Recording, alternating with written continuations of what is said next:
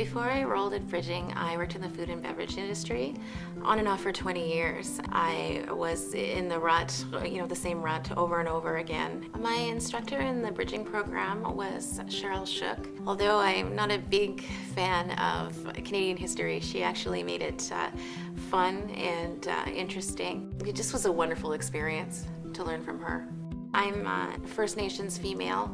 I was adopted, and because of this, I was not a status Indian. I started reading about First Nations history while I was in that class, and she actually remembered me sharing this story in contemporary Canada when we were talking about First Nations legislation and the Indian Act. I guess she must have remembered it because about 2 weeks before school started, I got a letter in the mail saying that I was the recipient of the Connolly Mitchison Scholarship, and it was based specifically on a person who was First Nations who was not getting any funding for their band.